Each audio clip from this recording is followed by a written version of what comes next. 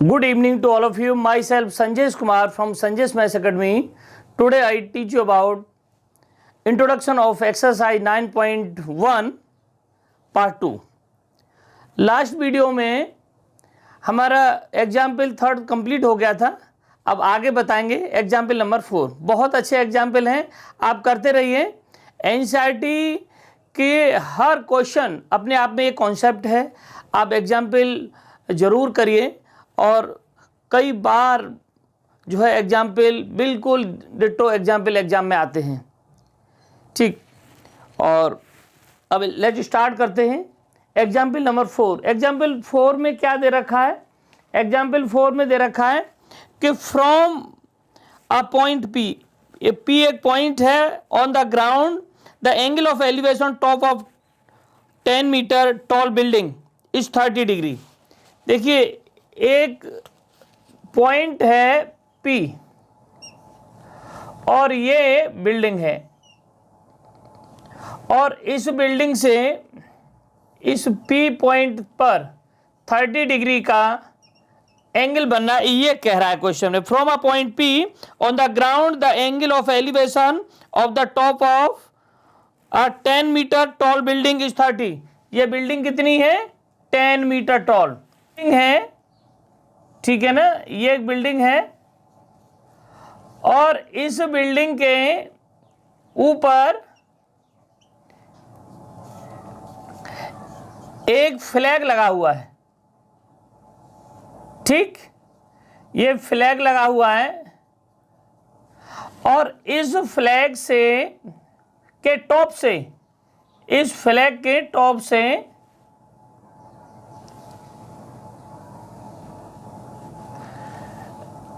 यहां पर जो एंगल पॉइंट P पर बनना है ये 45 डिग्री बनना है. ठीक, और बिल्डिंग के टॉप से 30 डिग्री का बनना है. अब देखिए आगे क्या कह रहा है. 45 degree. Find the length of the flag staff. हमें इसकी लेंथ पता करनी है. ठीक, लेंथ को मैं L मान लेता हूं. लेंथ पता करनी है और क्या करना है? Distance of the building from point P. ये डिस्टेंस पता करनी है. ठीक है, डिस्टेंस को तो P, इसको मैं A मान लेता हूं, इस पॉइंट को मैं B मान लेता हूं, इसको C मान लेता हूं, ये P है ही. ठीक, अब देखिए लेट हमें फाइंड क्या करना है? फाइंड करना है length of flag. Length of flag means L पता करना है. ये क्या है? हमने AB मान लिया है इसको. ठीक है नहीं. दूसरा हमें क्या पता करना है? Distance of building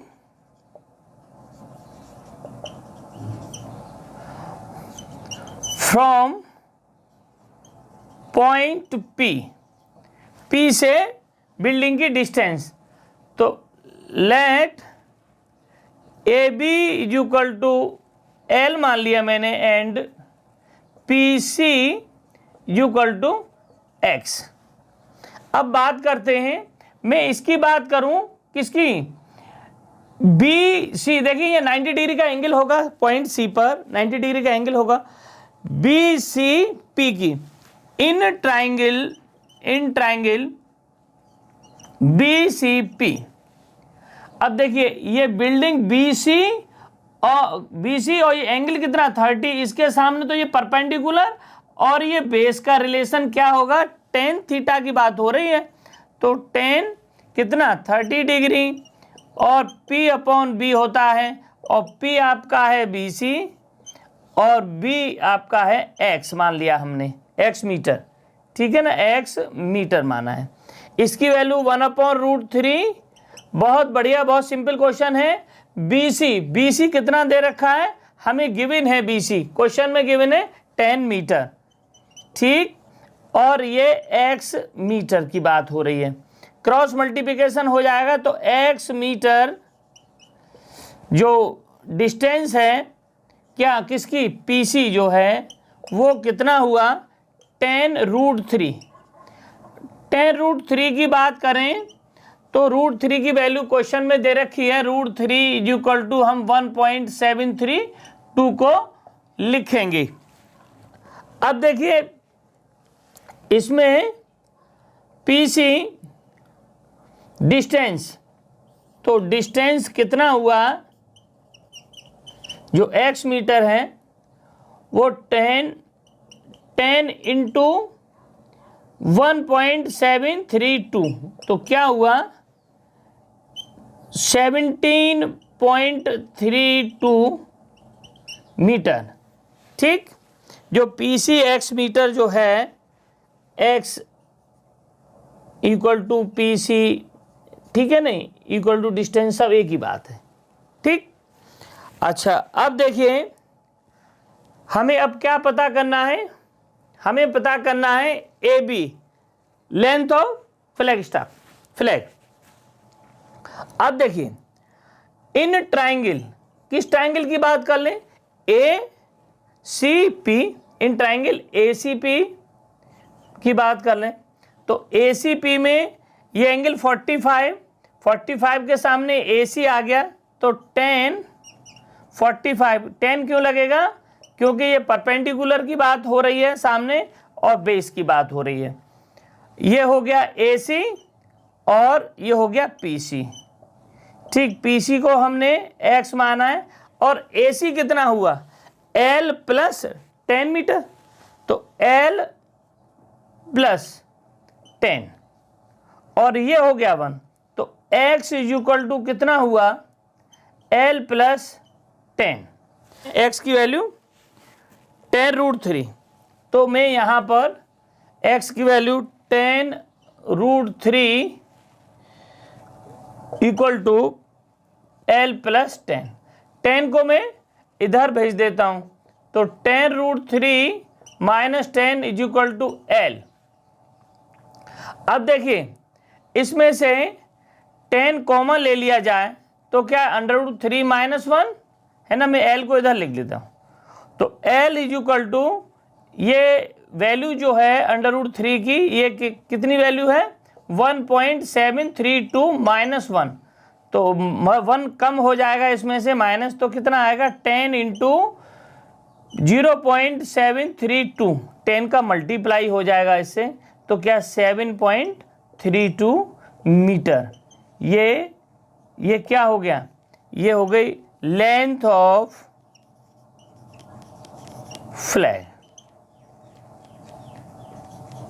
flag staff. ठीक है, कितनी 7.32 मीटर। आई होप समझ में आया होगा अच्छे से, please note down.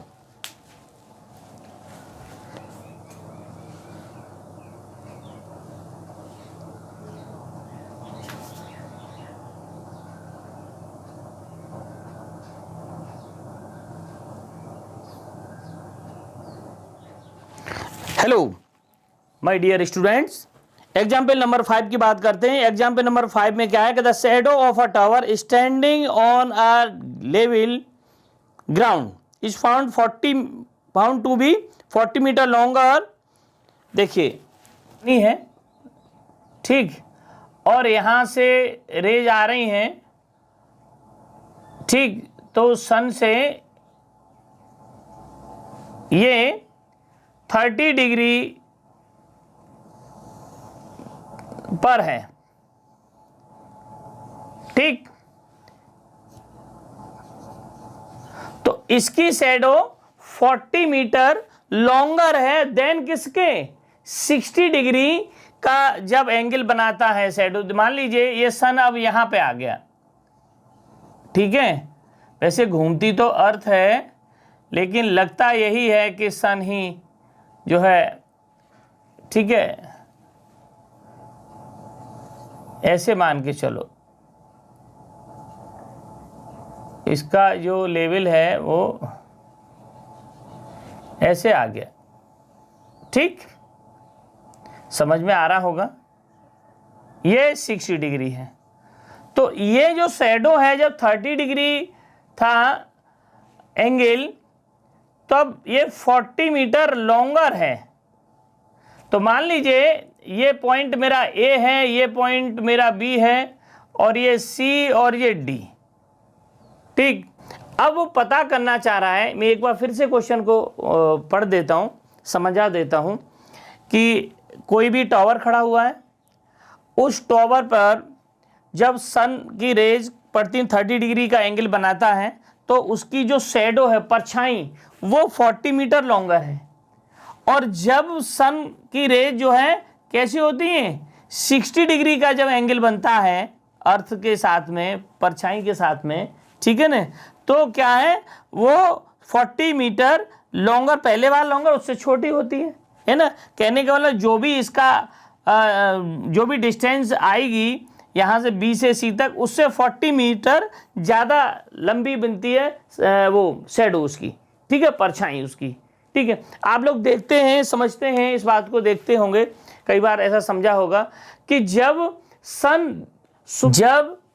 Sun rise होता है, निकलता है, तब परछाई बड़ी बनती है, ठीक है, एंगल कम होता है, और एंगल बढ़ता जाता है टाइम के साथ साथ, तो क्या है, परछाई हमारी जो शैडो है वो कम होती जाती है। तो चाहे तो किसी पर्सन की हो, चाहे बिल्डिंग की परछाई हो, सबके लिए रूल तो एक जैसे ही है। तो जब सन राइज हो रहा था या एंगल कम था तो परछाई उसकी 40 मीटर ज़्यादा थी, और जब एंगल बढ़ गया टाइम के हिसाब से तो परछाई उसकी कम रह गई, तो इससे इसकी परछाई 40 मीटर ज़्यादा है। ठीक, अब वो पूछ रहा है फाइंड क्या करना है, हमें फाइंड करना है, पहला काम, हाइट ऑफ टावर। टावर की एक तो हाइट, ये हाइट बता दीजिए, ठीक, और दूसरा क्या पूछ रहा है, हाइट ऑफ द टावर,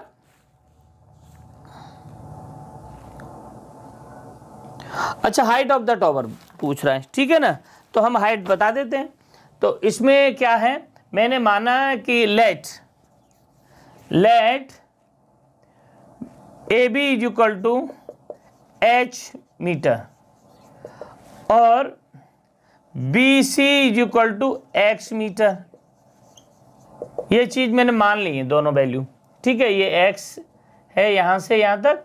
अब मैं बात करता हूँ सबसे पहले in triangle A B C, in triangle A B C की बात करूँगा तो क्या है, इसमें भी टेन 60 डिग्री लगेगा।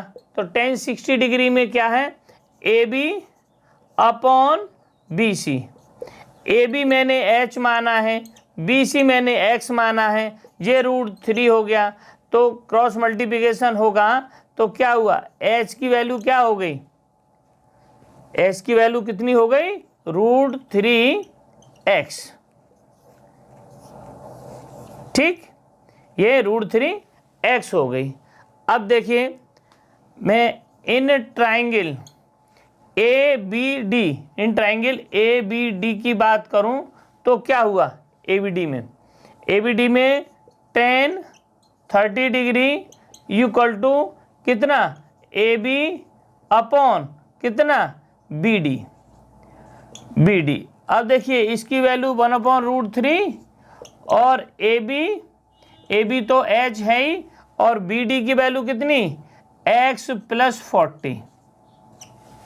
ठीक, इसमें अगर क्रॉस मल्टीप्लिकेशन किया जाए तो x + 40 इज इक्वल टू ये कितना हुआ, √3h। देखिए इस इक्वेशन को मैं फर्स्ट मान लूँ तो मैं लिखूँ फ्रॉम इक्वेशन फर्स्ट से x + 40 इक्वल टू √3, h की वैल्यू क्या है, √3x, तो ये हो गई √3x। ये कितना हुआ, √3 और √3 मिलकर के 3 हुआ तो 3x हुआ, और ये x + 40, मैंने इस x को इधर भेजा तो 3x कितना, 3x माइनस के x कितना हुआ, 2x, और ये कितना 40। तो x की वैल्यू कितनी आ गई, x की वैल्यू 2 से डिवाइड कर दिया तो 20 मीटर।